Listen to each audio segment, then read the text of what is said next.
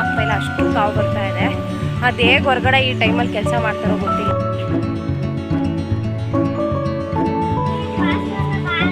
ನೀರಾಗಿ wash ಮಾಡೋದೆಯಾ ಬೇಯಿಸ. Hi ಎಲ್ರಿಗೂ ನಮಸ್ಕಾರ, ವೆಲ್ಕಮ್ ಟು ಮೈ ಚಾನಲ್. ಎಲ್ಲರೂ ಹೇಗಿದ್ರೆ ಎಲ್ಲರಿಗೂ ಹೊಸ ಬ್ಲಾಗ್ಗೆ ವೆಲ್ಕಮ್ ಮಾಡ್ತಾ ಇವತ್ತಿನ ಪುಟಾಣಿ ಬ್ಲಾಗನ್ನು ಸ್ಟಾರ್ಟ್ ಮಾಡ್ತಾ ಇದ್ದೀನಿ. ಈ ಬ್ಲಾಗ್ ನಿಮಗೆ ಇಷ್ಟ ಆದರೆ ಲೈಕ್ ಮಾಡಿ, ಶೇರ್ ಮಾಡಿ. ಪ್ಲೀಸ್ ನಮ್ಮ ಚಾನಲ್ಗೆ ಯಾರು ಸಬ್ಸ್ಕ್ರೈಬ್ ಆಗಿಲ್ಲ ಸಬ್ಸ್ಕ್ರೈಬ್ ಮಾಡ್ಕೊಂಡು ಸಪೋರ್ಟ್ ಮಾಡಿ ಅಂತ ಕೇಳ್ಕೊಳ್ತಾ ಇದ್ದೀನಿ. ಇವತ್ತು ಗುರುವಾರದ ಬ್ಲಾಗನ್ನು ಶೇರ್ ಮಾಡ್ತಾ ಇದ್ದೀನಿ. ನಾನೊಂದು 8-9 ದಿನದ ಮೇಲಾಗಿತ್ತು ಅಂತ ಅಂದ್ಕೊಳ್ತೀನಿ. ಪೂಜೆ ಏನೂ ಮಾಡಿರಲಿಲ್ಲ, ಬೇಜಾರಾಗಿತ್ತು. ಹಾಗಾಗಿ ಪೂಜೆ ಏನೂ ಮಾಡಿರಲಿಲ್ಲ. ಇವತ್ತು ಗುರುವಾರ, ಯಾಕೋ ಗುರುವಾರ ಮಾಡದೇ ಇರೋದಕ್ಕೆ ಮನಸ್ಸಾಗಲಿಲ್ಲ. ಪೂಜೆ ಎಲ್ಲ ಆಯಿತು. ಇವತ್ತಿನ ಬ್ಲಾಗನ್ನು ಶೇರ್ ಮಾಡ್ತಾ ಇದ್ದೀನಿ. ಪ್ಲೀಸ್ ಇಷ್ಟ ಆದರೆ ಲೈಕ್ ಮಾಡಿ. ಇನ್ನೂ ಯಾರು ನಮ್ಮ ಚಾನಲ್ಗೆ ಸಬ್ಸ್ಕ್ರೈಬ್ ಆಗಿಲ್ಲ ಸಬ್ಸ್ಕ್ರೈಬ್ ಮಾಡ್ಕೊಂಡು ಸಪೋರ್ಟ್ ಮಾಡಿ. ಬನ್ನಿ ಇವತ್ತಿನ ಬ್ಲಾಗ್ ಹೇಗೋಯ್ತು ಅಂತ ನೋಡೋಣ. ಈ ಚಿತ್ರ ಬಿಡಿಸಿ ತುಂಬ ವರ್ಷಗಳೇ ಆಗಿತ್ತು ಅಂತ ಅಂದ್ಕೊಳ್ತೀನಿ. ಪ್ಲಸ್ ಚಿತ್ರ ಅಂತ ಕರೀತಾರೆ. ಇದನ್ನು ನಮ್ಮ ಅಜ್ಜಿ ಕಲಿಸ್ಕೊಟ್ಟಿದ್ದು. ಬಿಡಿಸೋಣ ಅಂತ ಅಂದ್ಕೊಂಡು ಬಿಡಿಸ್ದೆ, ಬಟ್ ತುಂಬ ದಿನ ಆಗಿತ್ತು ಅಂತ ಹೇಳಿದ್ನೆಲ್ಲ, ಮರ್ತೋಗ್ಬಿಟ್ಟಿತ್ತು. ಒಂದು ಸಲ ಬಿಡಿಸ್ದೆ, ತಪ್ಪಾಯಿತು. ಅದನ್ನು ಮತ್ತೆ ಇನ್ನೊಂದು ಸಲ ತೆಗೆದು ಕ್ಲೀನ್ ಮಾಡಿ ಮತ್ತೆ ಪ್ಲಸ್ ಹಾಕಿ ಮತ್ತೆ ಬಿಡಿಸ್ದೆ, ಚೆನ್ನಾಗಿ ಬಂತು. ನೋಡಿದರೆ ಇದು ಬಿಡಿಸಾದ್ಮೇಲೆ ಪ್ಲಸ್ಸಲ್ಲಿ ಬರ್ದಿರೋದಂತ ಗೊತ್ತಾಗೋದಿಲ್ಲ, ಬಟ್ ತುಂಬ ಚೆನ್ನಾಗಿ ಕಾಣಿಸುತ್ತೆ. ಇವಾಗ ಬಿಡಿಸಾದ್ಮೇಲೆ ತೋರಿಸ್ತೀನಿ ನೋಡಿ. ಈ ಥರ ಕಾಣಿಸುತ್ತೆ. ಸ್ವಲ್ಪ ಬಿಸಿಲು ಜಾಸ್ತಿ ಆಯಿತು ಅಂತ ಅಂದ್ಕೊಳ್ತೀನಿ ಇದು ವಿಡಿಯೋ ಮಾಡಬೇಕಾದ್ರೆ. ಬೆಳಗ್ಗೆನೇ ಎದ್ದು ಮನೆ ಮುಂದೆ ಎಲ್ಲ ಕ್ಲೀನ್ ಮಾಡಿ ರಂಗೋಲಿ ಹಾಕಿ, ತುಳಸಿ ಕಟ್ಟೆ ತೊಳೆದು ರಂಗೋಲಿ ಹಾಕಿ ಎಲ್ಲದೂ ಕೂಡ ಆಯಿತು. ಹಾಲು ಕರೆದಾಯಿತು. ಇವಾಗ ಕರಿಗೆ ಹಾಲು ಕುಡಿಸುವಂತಹ ಸಮಯ ನೋಡಿ. ಅದು ಫುಲ್ ಹಾಲು ಕುಡ್ದಾಗೋವರೆಗೂ ಸುಮ್ಮನೆ ಇರುತ್ತೆ. ಖಾಲಿ ಆದಮೇಲೆ ಬಕೆಟ್ ಯಾವ ಥರ ಒದೆಯುತ್ತೆ ಅಂತ. ದಿನ ಅಂತೂ ಹೇಗೆ ಹೋಗ್ತಾ ಇದ್ದಾವೆ ಅಂತಲೇ ಗೊತ್ತಾಗ್ತಾ ಇಲ್ಲ. ಬೆಳಗ್ಗೆ ಆಗಿರುತ್ತೆ, ಕೆಲಸ ಮುಗಿಸೋ ಅಷ್ಟರಲ್ಲಿ ಮಧ್ಯಾಹ್ನ, ಮತ್ತೆ ಸಂಜೆ, ಮತ್ತೆ ಬೆಳಗ್ಗೆ. ಇದೇ ಥರ ಬ್ಯುಸಿಯಾಗೇ ಇದೆ ರೂಟೀನ್. ಒಂಥರ ಚೆನ್ನಾಗಿದೆ, ಬಟ್ ತುಂಬ ಬ್ಯುಸಿ ಅಂತ ಅನಿಸುತ್ತೆ. ದನ ಕರು ಇದರಿಂದನೇ ಜಾಸ್ತಿ ಟೈಮ್ ನನಗೆ ಅದರಲ್ಲೇ ಹೋಗ್ತಾ ಇದೆ. ನೋಡಿ ಯಾವ ಥರ ತೆಗೆದು ಎಸೆಯುತ್ತೆ ಅಂತ. ಈಗ 2 ಕರು ಇದೆ. ಇದೊಂದು ಪುಟಾಣಿ ಕರು, ಹಾಗೆ ಒಂದು ಹಸು ಇದೆ. ಅದು 4 ಕರೆದು ಎಲ್ಲದೂ ಕೂಡ ಆಯಿತು. ಇವಾಗ ಬೂಸ ಇಟ್ಟಿರಲಿಲ್ಲ, ಹಾಗಾಗಿ ಬೂಸ ಇಡೋಣ ಅಂತ ಹೋಗ್ತಾ ಇದ್ದೀನಿ. ಇದ್ರ ಪಕ್ಕ ಕೂತ್ಕೊಂಡ್ರೆ ಟೈಮ್ ಹೋಗಿದ್ದೇ ಗೊತ್ತಾಗೋದಿಲ್ಲ. ಮಕ್ಕಳು ಆಟ ಆಡ್ತಾವಲ್ಲ, ಆ ಥರ ಆಟ ಆಡ್ತಾನೆ ಇರುತ್ತೆ. ಬಟ್ ಬೆಳಗಿನ ಟೈಮ್ ಅದ್ರ ಪಕ್ಕ ಕೂತ್ಕೊಂಡು ಸುಮ್ಮನಿದ್ರೆ ಕೆಲಸ ಆಗೋದೇ ಇಲ್ಲ. ಅದರಲ್ಲೂ ವಾರದ ದಿನಗಳಲ್ಲಂತೂ ಎಷ್ಟೇ ಕೆಲಸ ಮಾಡಿದ್ರೂ ಮುಗಿಯೋದೇ ಇಲ್ಲ. ಹಾಗಾಗಿ ಬೇಗ ಬೇಗ ಕೆಲಸ ಎಲ್ಲ ಮುಗಿಸ್ಕೊಳ್ಬೇಕು. ಸ್ವಲ್ಪ ನೊಣ ಎಲ್ಲ ಕಡಿತಾ ಇತ್ತು ಹಸಿಗೆ, ಹಾಗಾಗಿ ಸ್ವಲ್ಪ ಸ್ಪ್ರೇ ಮಾಡ್ತಾಯಿದ್ದೆ. ಮಾಡಿದರೆ ಒಂದು 3-4 ದಿನ ಅದ್ರ ಪಕ್ಕಕ್ಕೆ ಬರೋದಿಲ್ಲ.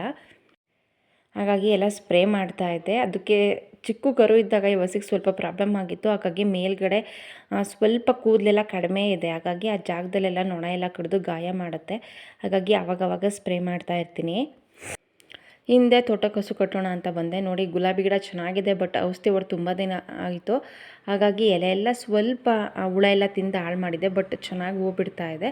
ಇವಾಗ ತಿಂಡಿ ಮಾಡೋದಕ್ಕೆ ಬಂದೆ. ಹಸು ಎಲ್ಲ ಕಟ್ಟಿ ಆಗಿ ಆಚೆ ಕೆಲಸ ಎಲ್ಲ ಮುಗಿಸಿ ಆದಮೇಲೆ ನಾನಿಲ್ಲಿ ಸಿಹಿ ಕುಟುಂಬಿ ರೆಸಿಪಿ ಶೇರ್ ಮಾಡ್ತಾ ಇದ್ದೀನಿ. ಎಳ್ಳು ತೊಗೊಂಡಿದ್ದೀನಿ, ಅದನ್ನು ಚೆನ್ನಾಗಿ ಫ್ರೈ ಮಾಡಿದ್ದೀನಿ. ಅದು ಸ್ವಲ್ಪ ಬಿಸಿ ಆದರೆ ಸಾಕು, ಚಿಟಪಟ ಅನ್ನುತ್ತೆ, ಒಳ್ಳೆ ಘಮ ಬರುತ್ತೆ, ಗೊತ್ತಾಗುತ್ತೆ.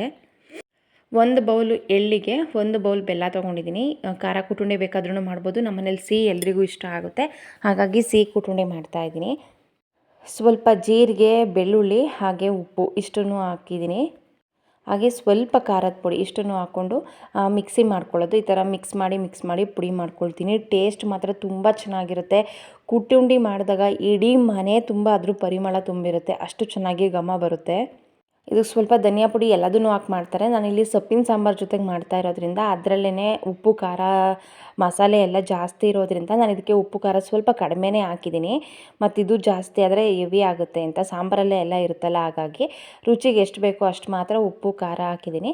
ಹಾಗೆ ಬೆಳ್ಳುಳ್ಳಿ ಮತ್ತು ಜೀರಿಗೆ ಇಷ್ಟನ್ನು ಹಾಕ್ಕೊಂಡು ಪುಡಿ ಮಾಡಿ ಎತ್ತಿಟ್ಕೊಂಡಿದ್ದೀನಿ. ಎಳ್ಳನ್ನು ಹುರ್ಕೊಂಡಿದ್ದೀನಿ. ಅಕ್ಕಿ ರೊಟ್ಟಿ ಮಾಡಿದ್ದೆ ಸೊಪ್ಪಿನ ಸಾಂಬಾರು ಜೊತೆಗೆ ಕುಟುಂಬಿ ಹಾಕ್ಕೊಂಡು ಮೇಲ್ಗಡೆ ಸ್ವಲ್ಪ ಹಸಿಕಾಯಿ ತುರಿ ಹಾಕ್ಕೊಂಡು ತಿಂತಾಯಿದ್ರಂತೂ ಇದ್ರ ಮುಂದೆ ಏನು ಬೇಡ ಅಂತ ಅನಿಸುತ್ತೆ, ಅಷ್ಟು ಚೆನ್ನಾಗಿರುತ್ತೆ. ಆವಾಗಿನ ಕಾಲದ ಅಡುಗೆ ತಿಂಡಿಗಳೇ ಬೆಸ್ಟ್ ಅಂತ ನನಗನ್ಸೋದು. ನನಗಂತೂ ಈ ಟೇಸ್ಟ್ ತುಂಬಾ ಇಷ್ಟ. ಇನ್ನು ತಿಂಗಳಿಗೆ 2-3 ದಿನನಾದ್ರೂ ಮಾಡಬೇಕು ಅಂತ ಅಂದ್ಕೊಂಡಿದ್ದೀನಿ. ಆರೋಗ್ಯಕ್ಕೂ ಅಷ್ಟೇ ಒಳ್ಳೆಯದು. ಮನೆ ಮುಂದಂತೂ ಹೂವು ತುಂಬಾ ಅರಳಿತ್ತು. ಸೋಮವಾರ ಮತ್ತು ಗುರುವಾರದ ಪೂಜೆ ಕಿತ್ಕೊಳ್ತಾ ಇದ್ದೆ, ಬಟ್ 2 ವಾರನೂ ನಾನು ಮಾಡಲಿಲ್ಲ. ಹಾಗಾಗಿ ಹೂವು ಸಿಕ್ಕಾಬಟ್ಟೆ ಇತ್ತು. ಒಂದು ಅರ್ಧ ಆದ್ರೂ ಹೂವು ಎತ್ಕೊಳ್ಳೋಣ ಅಂತ ಅಂದ್ಕೊಂಡು ಹೂವೆಲ್ಲ ಎತ್ತಾ ಇದ್ದೀನಿ. ಹೂವು ಕಟ್ಟೋಣ, ಹಾರ ಮಾಡೋಣ ಅಂತ. ಕನಕಾಂಬ್ರ ಹೂವು ಆದರೆ ತುಂಬ ಚೆನ್ನಾಗಿ ಕಾಣಿಸುತ್ತೆ ಹಾರ ಎಲ್ಲ. ಕಾಕಡ ಹೂವು ಆದರೆ ಬೇಗನೆ ಸ್ವಲ್ಪ ಬೊತ್ತದಂಗೆ ಆಗುತ್ತೆ, ಬಟ್ ಕನಕಾಂಬ್ರ ಹೂವು ಆ ಥರ ಅಲ್ಲ. 1-2 ದಿನ ಆದ್ರೂ ಚೆನ್ನಾಗಿರುತ್ತೆ. 1 ದಿನ ದೇವ್ರ ಮೇಲೆ ಹಾಕಿರ್ತೀವಿ, 2ನೇ ದಿನ ನಾವು ತೊಗೊಂಡು ಮುಡ್ಕೊಳ್ತೀವಿ. 2ನೇ ದಿನ ರಾಯರ ಮೇಲೆ ಹಾಗೇ ಬಿಡೋದಿಲ್ಲ. ನೋಡಿ ಇಷ್ಟು ಹೂವನ್ನು ಎತ್ಕೊಂಡು ಬಂದಿದ್ದೆ. ಈಗ ಹಾರ ಎಲ್ಲ ಕಟ್ಟಿ ಆಯಿತು. ಹಾರ ಇಷ್ಟುದ್ದಾಗಿದೆ. ಹಾರ ರೆಡಿ ಆಯಿತು. ತಿಂಡಿ ಮಾಡಿ ಪಾತ್ರೆ ಎಲ್ಲ ತೊಳೆದು ಮನೆಯೆಲ್ಲ ಕಸ ಗುಡಿಸಿ ನೆಲ ಒರೆಸಿ ನಾನು ಕೂಡ ಫ್ರೆಶ್ ಅಪ್ ಆಗಿ ಬಂದು ಇವಾಗ ಪೂಜೆಗೆಲ್ಲ ರೆಡಿ ಮಾಡ್ಕೊಳ್ತಾ ಇದ್ದೀನಿ. ವಾರದ ದಿನ ಅಂತೂ ಎಷ್ಟೇ ಬೇಗ ಕೆಲಸ ಮಾಡಿದ್ರೂ ಮುಗಿಯೋದೇ ಇಲ್ಲ. ಒಂದು ಮಡಿ ಬಟ್ಟೆ ತೊಗೊಂಡು ಒಂದು ಬೌಲ್ಗೆ ನೀರು ಹಾಕ್ಕೊಂಡಿದ್ದೀನಿ. ಅದಕ್ಕೆ ಸ್ವಲ್ಪ ಅಷ್ಟೊಂದು ಪುಡಿ ಹಾಕ್ಕೊಂಡು ಫೋಟೋನ ನೀಟಾಗಿ ಒಂದು ಸಲ ಒರೆಸ್ಕೊಳ್ತೀನಿ. ನಂತರ ಹೂವಿಗೂ ಅಷ್ಟೇ ಸ್ವಲ್ಪ ತುಳಸಿ ನೀರನ್ನು ಹಾಕಿ ಹೂವನ್ನು ಮುಡಿಸ್ತೀನಿ. ಗಂಧನ ಕೊನೆಗೆ ಇಡ್ತೀನಿ. ಇಲ್ಲ ಅಂತಂದರೆ ಗಂಧ ಆರೋವರೆಗೂ ನಂತರ ಹೂವು ಮುಡಿಸ್ಬೇಕಾಗುತ್ತೆ. ಇಲ್ಲ ಅಂದರೆ ಫೋಟೋ ಮೇಲೆಲ್ಲ ಗಂಧ ಸ್ಪ್ರೆಡ್ ಆಗುತ್ತೆ. ಹಾಗಾಗಿ ಸ್ವಲ್ಪ ತುಳಸಿನೂ ಕೂಡ ಎತ್ತಿ ಅದನ್ನು ಕೂಡ ಒಂದು ಪುಟಾಣಿ ಹಾರ ಮಾಡಿದೆ. ಪೂಜೆ ಎಲ್ಲ ಆದಮೇಲೆ ಅವ್ರನ್ನ ಹೂವಿನ ಅಲಂಕಾರ ಮಾಡಿ ರಾಯರನ್ನ ನೋಡೋದೇ ಒಂಥರ ಖುಷಿ ಅಂತ ಅನಿಸುತ್ತೆ. ನಮ್ಮನೇಲಿ ಹೇಗೆ ಅಂತಂದರೆ ಪೂಜೆ ಮಿಸ್ ಮಾಡೋದೇ ಇಲ್ಲ. 8-9 ದಿನದಿಂದ ನಾನು ಪೂಜೆ ಮಾಡಿರಲಿಲ್ಲ, ಬಟ್ ಮನೇಲಿ ಪೂಜೆ ಆಗ್ತಾಯಿತ್ತು. ನನ್ನ ಹಸ್ಬೆಂಡ್ ಮಾಡೋರು ಅಥವಾ ನಿತ್ಯ ಮಾಡೋರು, ಪೂಜೆ ನಿಂತಿರಲಿಲ್ಲ.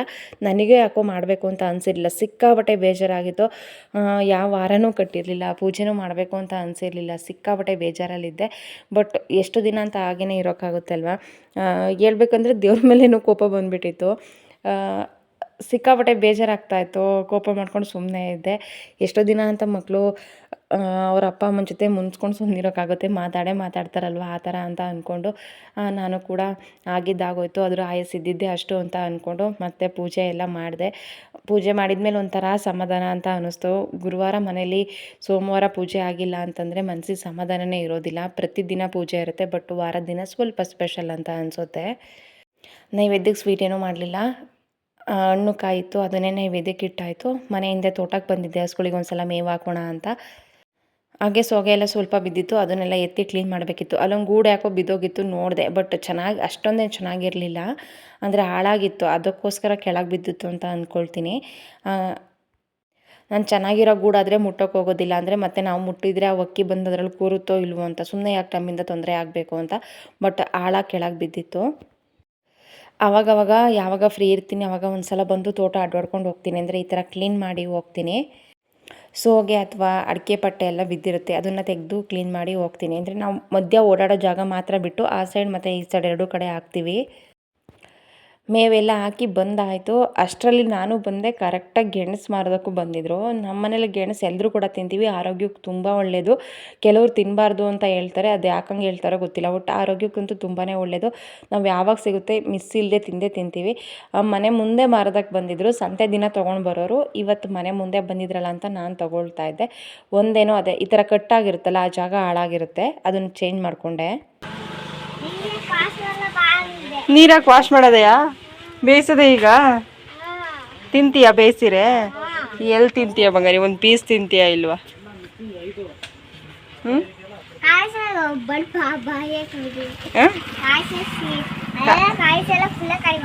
ಫುಲ್ಲ ಖಾಲಿ ಮಾಡ್ಬಿಡ್ತೀಯಾ? 5 kg ತೊಗೊಂಡಿದ್ದೀನಿ. 5 ಸಲ ಬೇಯಿಸ್ಬೋದು. 5 ದಿನ ಆಗುತ್ತೆ. ಯಾವಾಗ ಖಾಲಿ ಮಾಡ್ತೀನೋ ಗೊತ್ತಿಲ್ಲ, ಬಟ್ ಚೆನ್ನಾಗಿತ್ತು ಅಂತ ಅಂದ್ಕೊಂಡು ತೊಗೊಂಡೆ.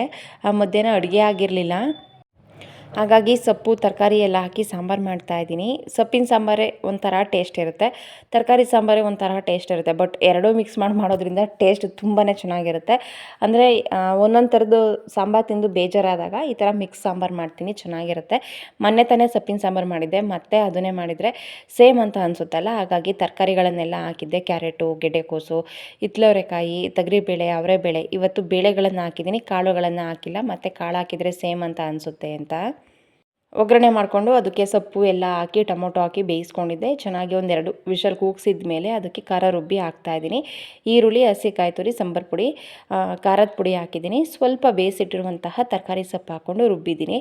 ಇವಾಗ ಇದನ್ನು ಒಂದು ಕುದಿ ಬರೋವರೆಗೂ ಕುದಿಸ್ಕೊಂಡ್ರೆ ಸಾಂಬಾರು ರೆಡಿ ಆಗುತ್ತೆ. ಟೇಸ್ಟ್ ಮಾತ್ರ ತುಂಬ ಚೆನ್ನಾಗಿರುತ್ತೆ. ಇದಕ್ಕೊಂದು ಸ್ಪೂನ್ ಸ್ಪೈಸಿ ಸಾಂಬಾರು ಪೌಡರ್ ಬರುತ್ತಲ್ಲ, ಅದನ್ನು ಹಾಕಿದ್ರಂತೂ ಇನ್ನೂ ಚೆನ್ನಾಗಿರುತ್ತೆ, ಡಿಫ್ರೆಂಟ್ ಟೇಸ್ಟು. ಅಡುಗೆ ಎಲ್ಲ ಮುಗಿಸಿದೆ. ಅಷ್ಟರಲ್ಲಿ ಮಧ್ಯಾಹ್ನ 2 ಗಂಟೆ ಆಯಿತು. ಹಸುಗಳಿಗೆ ನೀರು ಕುಡಿಸೋ ಟೈಮ್ ಆಗಿತ್ತು. ಇವಾಗಂತೂ ಮೇವು ಹಾಕೋದು ಸ್ವಲ್ಪ ಲೇಟ್ ಆದರೂ ಪರವಾಗಿಲ್ಲ, ನೀರಂತೂ ಇರಲೇಬೇಕು, ಅಷ್ಟು ಕಾವಿರುತ್ತೆ.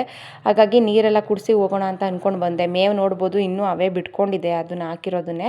ಇನ್ನು ಸ್ವಲ್ಪ ಹೊತ್ತು ಬಿಟ್ಟು ಬಂದು ಮೇವು ಹಾಕ್ತೀನಿ. ಇರೋದನ್ನು ಖಾಲಿ ಮಾಡಲಿ, ನಂತರ ಬಂದು ಮೇವು ಹಾಕ್ತೀನಿ. ಫಸ್ಟ್ ಒಂದು ಸಲ ನೀರು ಕುಡಿಸ್ದೆ, ಅದಕ್ಕೆ ಎಷ್ಟು ಬೇಕಷ್ಟು ನೀರು ಕುಡಿತು. ಸ್ವಲ್ಪ ಹಸಿಟ್ಟು ಹಾಕಿದರೆ ಮತ್ತಿನ್ನೂ ಸ್ವಲ್ಪ ನೀರು ಕುಡಿಯುತ್ತೆ. ಒಂದು ಬಕೆಟ್ ಕುಡ್ದಾದ್ಮೇಲೆ ಇನ್ನೊಂದು ಬಕೆಟಲ್ಲಿ ಸ್ವಲ್ಪ ಮನೆದೇನೇನೋ ಉಳ್ಕೊಂಡಿದ್ದ ಐಟಮ್ಸ್ ಎಲ್ಲ ಇತ್ತಲ್ಲ ಅದನ್ನೆಲ್ಲ ಹಾಕಿ ತೊಗೊಂಡು ಬಂದಿದ್ದೆ. ಅದನ್ನು ಕೂಡ ಕುಡಿತು. ಅದು ಹೊಟ್ಟೆ ಫಿಲ್ ಆಯಿತು. ಇನ್ನು ನಾನು ಮೇವು ಹಾಕೋದು ಸ್ವಲ್ಪ ಲೇಟ್ ಆದರೂ ಪರವಾಗಿಲ್ಲ, ಅದು ನೀಟಾಗಿ ಮೇಲ್ಕೆ ಹಾಕ್ಕೊಂಡು ಮಲಗಿರುತ್ತೆ. ಹಸುಗಳಿಗೆಲ್ಲ ಕುಡಿಸಿ ಆಯಿತು. ಇವಾಗ ಅಲ್ಲೊಂದು ಮರದಲ್ಲಿ ಒಬ್ಬರು ಕಾಣಿಸ್ತಾ ಇದ್ದಾರೆ ಅಂತ ಅಂದ್ಕೊಳ್ತೀನಿ. ದೂರದಿಂದನೇ ವೀಡಿಯೋ ಮಾಡ್ತಾ ಇರೋದು. ಹುಣಸೆಕಾಯಿ ಬಡಿತಾ ಇರೋದು, ಹುಣಸೆ ಹಣ್ಣು ಬಡಿತಾ ಇರೋದು. ಎಷ್ಟು ಬಿಸಿಲಿದೆ ಅಂತಂದರೆ ನಿಂತ್ಕೊಳ್ಳೋದಕ್ಕೂ ಆಗ್ತಾಯಿಲ್ಲ. ಬಟ್ ಅದು ಹೇಗೆ ಬಡಿತಾ ಇದ್ದಾರೆ ಅಂತ ನನಗೆ ಗೊತ್ತಿಲ್ಲ. ಕೆಳಗಡೆ ಮಕ್ಕಳು ಅವ್ರ ಫ್ಯಾಮಿಲಿ ಎಲ್ಲರೂ ಕೂಡ ಇದ್ದಾರೆ. ಬಟ್ ಸಿಕ್ಕಾಪಟ್ಟೆ ಕಷ್ಟ ಇದೆ, ಅಷ್ಟು ಬಿಸಿಲಿದೆ, ತುಂಬ ಮೇಲತ್ತಿದ್ದಾರೆ. ಟೈಮ್ ಮಧ್ಯಾಹ್ನ ಆಗಿದೆ, ಈಗೆಲ್ಲ 2 ಗಂಟೆ. ಸಾಂಬಾರು ಅನ್ನ ಎಲ್ಲ ಮಾಡಿ ಇಟ್ಟು ಬಂದೆ ನೀರು ಕುಡಿಸಿ ಹೋಗೋಣ ಅಂತ. ಸಿಕ್ಕಾಪಟ್ಟೆ ಬಿಸಿಲಿದೆ. ತೋಟ ಕಟ್ಟಿರೋದು, ಅಡಿಕೆ ತೋಟ, ತೆಂಗಿನ ಮರ ಇದೆ ಮಧ್ಯದಲ್ಲಿ ಕಟ್ಟಿರೋದು. ಅಷ್ಟು ಬಿಸಿಲು ಬರಲ್ಲ ಅಂತಂದ್ರೂ ಕೂಡ ಇಲ್ಲಿ ನಿಂತ್ಕೊಳ್ಳೋದಕ್ಕೂ ಆಗ್ತಾಯಿಲ್ಲ, ಅಷ್ಟು ಕಾವು ಬರ್ತಾ ಇದೆ. ಅದು ಹೇಗೆ ಹೊರಗಡೆ ಈ ಟೈಮಲ್ಲಿ ಕೆಲಸ ಮಾಡ್ತಾರೋ ಗೊತ್ತಿಲ್ಲ. ತೋಟದಲ್ಲಾದ್ರೂ ಒಂದು ಲೆಕ್ಕಕ್ಕೆ ಓಕೆ, ಮರದ ನೆರಳಾರ ಇರುತ್ತೆ. ಬಟ್ ಹಾಗೆ ಖಾಲಿ ಜಮೀನಲ್ಲಿ ಕೆಲಸ ಮಾಡ್ತಾರಲ್ಲ, ಅದು ಹೇಗೆ ಮಾಡ್ತಾರೆ ಅಂತ ಗೊತ್ತಿಲ್ಲ. ಮನೆ ಒಳಗಿದ್ರೂ ಇರೋಕ್ಕಾಗ್ತಿಲ್ಲ ಫ್ಯಾನ್ ಇಲ್ಲ ಅಂತಂದರೆ. ಅಷ್ಟು ಕಾವು ಬರ್ತಾ ಇದೆ, ಅಷ್ಟು ಸೆಕೆ ಆಗ್ತಾಯಿದೆ. ಗ್ರೇಟ್ ಅಂತಲೇ ಹೇಳ್ಬೋದು. ಇವಾಗ ಮರದ ಮೇಲೆಲ್ಲ ಹತ್ತಿ ಕೆಲಸ ಮಾಡ್ತಾಯಿದ್ದಾರೆ, ಹುಣಸೆ ಹಣ್ಣು ಕೆಡುತ್ತಾ ಇದ್ದಾರೆ. ಹಾಗೆ ಜಮೀನಲ್ಲೆಲ್ಲ ಕೆಲಸ ಮಾಡ್ತಾಯಿದ್ದಾರೆ, ಮನೆ ಮುಂದೆ ಕಳೆ ಕೀಳ್ತಾ ಇದ್ದಾರೆ. ಅದೇ ಅಂದ್ಕೊಳ್ತೀನಿ, ಹೇಗಿಷ್ಟೆಲ್ಲ ಕಷ್ಟಪಟ್ಟು ಮಾಡ್ತಾರೆ ಈ ಬಿಸಿಲಲ್ಲಿ ಅಂತ. ಕೆಲಸ ಮಾಡೋದು ದೊಡ್ಡದು ಅಂತ ಹೇಳ್ತಾ ಇಲ್ಲ, ಬಟ್ ಈ ಬಿಸಿಲಲ್ಲಿ ಮಾಡೋದಿದೆಯಲ್ಲ ಸಿಕ್ಕಾಪಟ್ಟೆ ಕಷ್ಟ ಅಂತ ನನಗನ್ಸುತ್ತೆ. ನಿಮಗೇನನ್ಸುತ್ತೆ ಕಮೆಂಟಲ್ಲಿ ತಿಳಿಸಿ. ನೋಡಿ, ಈ ಪುಟಾಣಿ ಕರು ಮಾತಾಡಿಸ್ತಾ ಇದ್ದರೆ ಬೆಳ್ಳಿಗೆ ಎಷ್ಟು ಹೊಟ್ಟೆರಿಯುತ್ತೆ ಅಂತ. ನಾನು ನಿಂತ್ಕೊಂಡಿರೋದು ನೋಡಿ, ಅಲ್ಲಿಂದನೇ ಕೂಗ್ತಾ ಇದ್ದಾಳೆ. ಅಂದರೆ ಇದು ಇತ್ತೀಚೆಗೆ ಬಂದಿರೋದು. ಇದನ್ನು ಜಾಸ್ತಿ ಮಾತಾಡ್ಸಿದ್ರೆ ಅದು ಹೊಟ್ಟೆ ಉರಿಯುತ್ತೆ. ಇವತ್ತಿನ ಈ ಪುಟಾಣಿ ವ್ಲಾಗ್ ಇಷ್ಟ ಆಗಿತ್ತು, ನಿಮಗೆ ಇಷ್ಟ ಆಗಿದೆ ಅಂತ ಅಂದ್ಕೊಳ್ತೀನಿ. ಇಷ್ಟ ಆದರೆ ಲೈಕ್ ಮಾಡಿ. ಈ ವಿಡಿಯೋ ಬಗ್ಗೆ ನಿಮ್ಮ ಅಭಿಪ್ರಾಯ ಮತ್ತು ಅನಿಸಿಕೆಗಳನ್ನು ತಿಳಿಸಲು ಕಮೆಂಟ್ ಬಾಕ್ಸಲ್ಲಿ ಕಮೆಂಟ್ ಮಾಡಿ. ನಿಮಗೆ ಯಾವ ಕಂಟೆಂಟ್ ಮೇಲೆ ವೀಡಿಯೋ ಮಾಡಿದರೆ ಇಷ್ಟ ಆಗುತ್ತೆ ಅನ್ನೋದನ್ನು ಕೂಡ ತಿಳಿಸಿ. ವಿಡಿಯೋದಲ್ಲಿ ಜಾಸ್ತಿ ಅದನ್ನೇ ಆ್ಯಡ್ ಮಾಡ್ತೀನಿ. ಹಾಗೆ ಯಾವ ಕಂಟೆಂಟ್ ಇಷ್ಟ ಆಗ್ತಾಯಿಲ್ಲ ಅದನ್ನು ಕೂಡ ತಿಳಿಸಿ. ಸಿಗ್ತೀನಿ ಮುಂದಿನ ಹೊಸ ವಿಡಿಯೋದಲ್ಲಿ. Thank you.